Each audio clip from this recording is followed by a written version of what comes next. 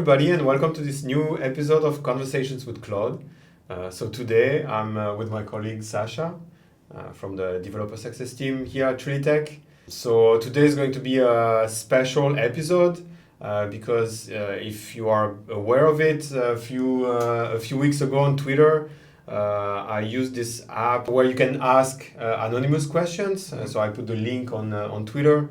And so I got a lot of questions, and today we're going to answer some of these questions that I received, and I sorted like the best best questions.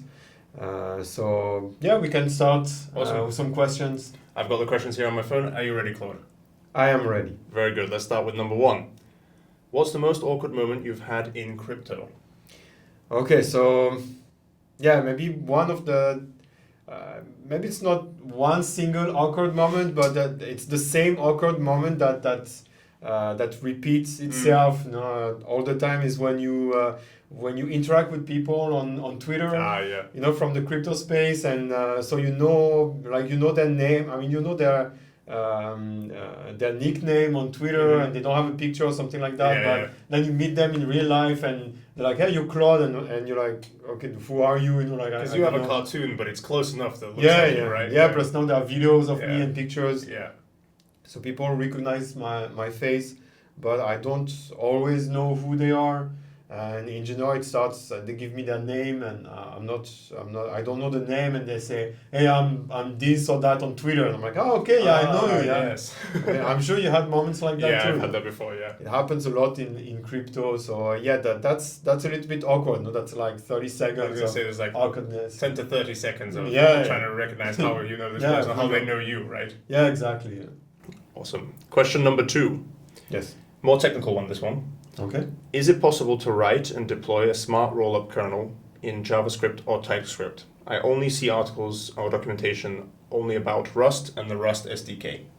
Okay. So technically, no, it's not possible in JavaScript and TypeScript. So we write a lot of these kernels in Rust because it's a very safe language. Yeah. It's also a very widespread language. Very performant language. Yeah, very performant. Yeah, exactly. But the goal of writing the kernel in that language is to compile it to WASM. And there's a language that's called assembly script that looks a lot like TypeScript that also compiles to WASM. So I've seen somebody writing a very simple kernel in assembly script. Oh, cool. So it's true that there's no documentation about it because it's not a language that's as used as Rust. So it's possible in assembly script, which looks a lot like TypeScript, but directly in JavaScript and TypeScript, it's not possible. Got it. Makes sense. That's really cool about WASM because that so enable future languages as well. Yeah, exactly. Yeah, the kernel has to be written in WASM, so it doesn't matter which language you use to compile it to WASM, and you can use assembly script to do it. Awesome. Cool. Thank you. Question number 3. Yes. Oh, this is a doozy. Oof. This is the question I get when I attend blockchain events. Please answer this for me, Claude. Yes.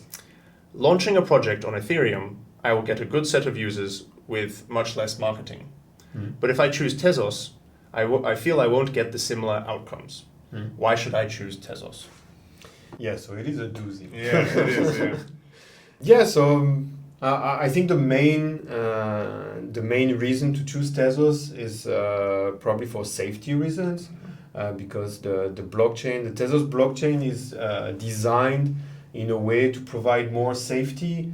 So there are a lot of features that are designed this way to make the experience and the use of the blockchain safer. Just to quote a few ones, it's going to be, for example, Michelson. That's designed, the whole smart contract language is designed to avoid some bugs that happen on Ethereum and in Solidity. Also, everything that's like formal verification, where you can make sure that the contract is safe and behaves the way it was intended to behave. So I think that the main reason to choose Tezos is for its safety features. So it's true that we don't have as many users as on Ethereum, but I think the benefit, not the benefit, but yeah, the benefit of Ethereum is that it was the first blockchain with smart contracts. So I think they enjoyed that a lot, That and that's why network effect, that's why there are so many people using Ethereum at the moment, and a lot of people don't want to move away from Ethereum because they are used to the blockchain, even if it's not as good as it could be. And so those are the people that we have to convince to come to Tezos. That's what we're working on here at the developer success team. Exactly. Right? Yeah. I mean, it's like every other day you open Twitter and there's some new hack on Solidity, some bug that we already knew about for the last 5 years. So, I mean, it's a really big, important deal, especially if you want to write an application of, let's say, DeFi application, right? It's a really important consideration. Yeah, exactly. Yeah, there are always hacks, and when there's a hack on Ethereum, you know that hundreds of millions of dollars are going to be lost, you know, so... Yeah, that's true. All right. Question number 4. This is a funny one. All right, so you can choose one Tezos for life and no tacos at all in your life. Yeah. Or tacos for life, but no Tezos. I know it's difficult, crying emoji. It's very difficult. No, I don't know if I can make that kind of choice. You know, I mean, Can you separate tacos from Tezos? Yeah, Tezos from tacos? Not really. Not really, right? You have, the two of them, go together. But if I had to choose, I prefer Tezos without tacos. Yeah, of course. Yeah, it would be a shame. It would still work. Thankfully, you don't have to choose. Yeah, you can have tacos. Yeah, thankfully. Next question, number 5. How to make people fall in love with Tezos? So first, you should follow me on Twitter. No, I mean, there are a lot of things that are underrated on Tezos that a lot of people don't know about because they see it as a blockchain and they know about other blockchains and they don't really dig into the features and the technical details of the blockchain.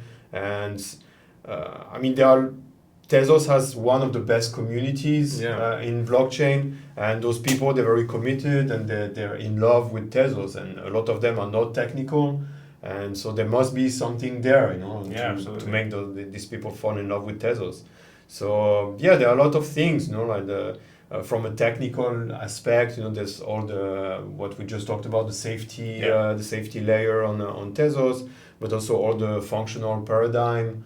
So using OCaml and these languages that we use for smart contracts, and there are a lot of technical aspects that are great, but there are also less technical aspects that are just amazing on Tezos. The community, the art scene. I mean, everything that's NFTs and artists, and so I'm not really into it, but I can see on Twitter, like a lot of conversations and a lot of artists that I follow, and I see their work, and I mean they are like really great people, like using the Tezos blockchain every day.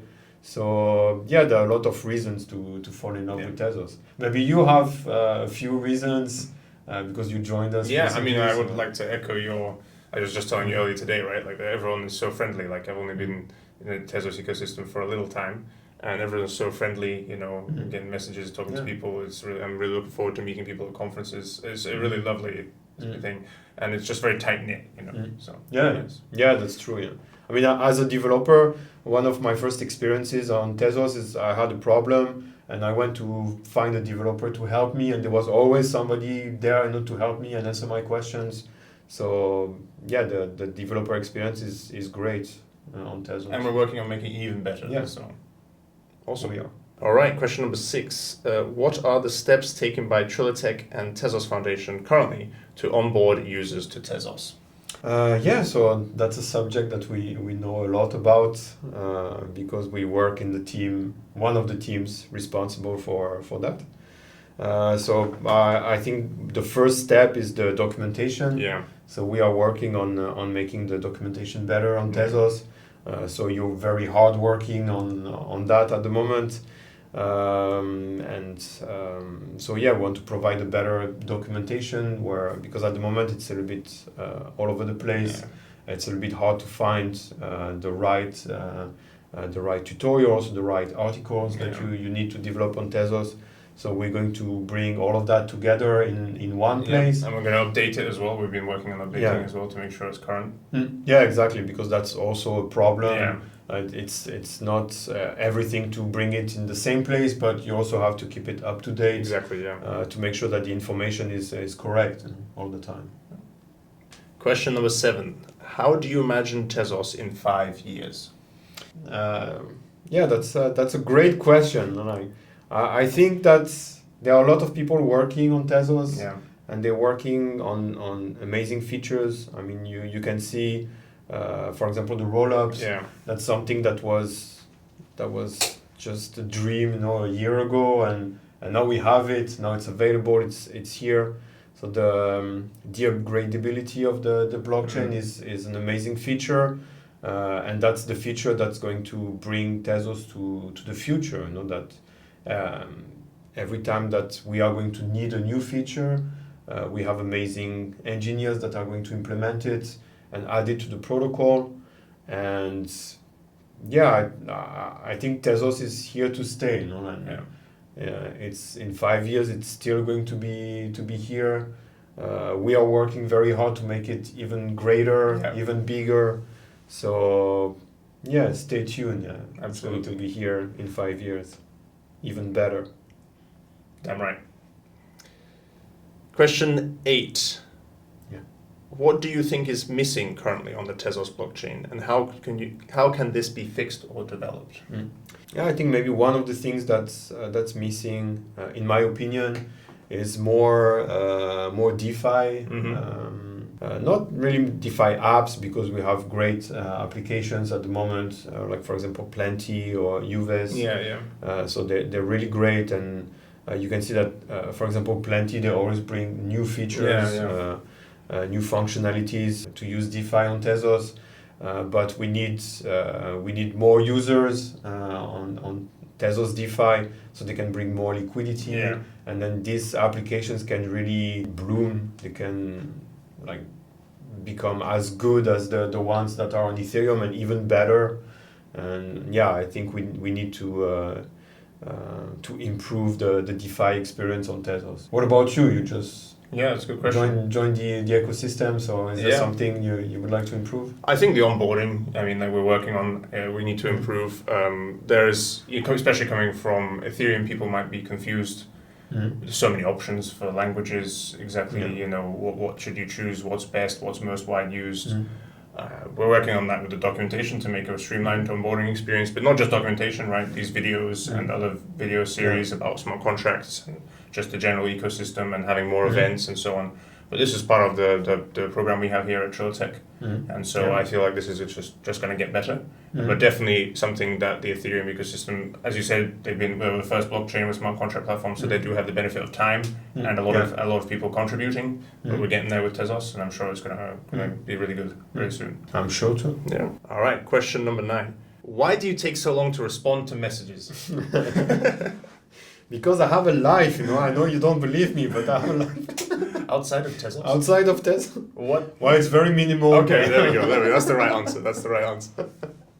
So, I mean, one of the problems at the moment is that we are working on so many things at the same time that, I'm very busy, you're very busy, everybody in the ecosystem is very busy, because there are so many things to work on, to implement, to improve, that everybody in the ecosystem is very busy. And it's true that I would like to have more time, to answer questions and to be more in contact with the community. And I try my best, like even during the weekends, I still answer emails or answer direct messages on Twitter or things like that. But I also need to eat and sleep, so just about tacos and sleep dreaming about Tezos. Exactly. Perfect. All right, question number 10.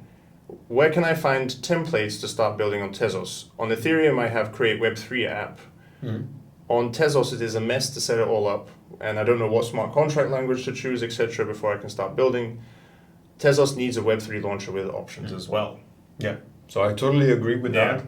At the moment, that's something that's missing in the ecosystem. So it would make the experience a lot better to have that kind of templates. So we have some, I don't know how to call them, like manual templates, some things that you can just download and that you have to manually adapt to your need. That's not ideal. But we are also working on solutions. So even here at Trilitech, we are working on some templates that are going to be as easy as the ones that are mentioned in the question, in order to create a DApp or a simple project on Tezos. So that's something that's going to come in the future. Yeah, stay tuned. We're all working on that hard. Yeah.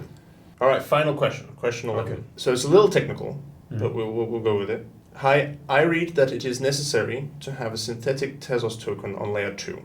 Why is it not possible to use simple Tezos token or XTZ on layer 2? Yeah, I selected this question because that's something that I hear a lot of people talk about the token on the rollup. So I think that question comes from the rollups on Ethereum, where they have a token. Yeah. And actually, the token is not necessary in the rollup. I mean, you can have an app that runs in the kernel of the rollup, and that doesn't require a token. It's a regular app. Like you can do whatever you like with it. So there's no need for a token. If you want a token, you can create one in the rollup. And to create one, you can create one from scratch. So for example, if you have an EVM rollup, then you can deploy an ERC20 contract, and then you have a token there. But you can also have a specific, a personal implementation of a token in the rollup. So you can have your own standard, or you can do whatever you like. It's also possible to block XTZs in a smart contract on the L1, and then send a message to the rollup and represent these coins inside the rollup. You said lock, right? Lock in a smart contract. Lock. Yeah. So that way you can use the Tezos coin inside the rollup, but you will have to lock the coins in a smart contract on the L1. So the token on the rollup, it's not necessary. You can have it if you want it, if it's part of your application. You can also bring XTZ to the rollup. And that's one of the great things about the rollup on Tezos, that you're very free to do the kind of application that you want to do. Yeah. And also that you can even use a rollup yourself, right? From Ethereum, there's like OP stack or something, but it's very, very involved, right? And only really big people set it up, like Binance or something, right? So exactly. Yeah, and probably in the future we will also have bridges where you can bring tokens from Ethereum, but from other platforms directly in the rollup and use them there. So that's a great way to create the application that you really want to create, and that tailors to the needs of your users. Yeah. It's really exciting. Yeah, it's really exciting. Yeah, I'm really looking forward to seeing what people are going to do with rollups, and it's a great time to be alive. Indeed it is. Well, we're all out of questions. Okay, so thank you very much. Thank you, Sasha. And thank you very much for watching, and we'll see you in the next episode. Bye. Bye-bye.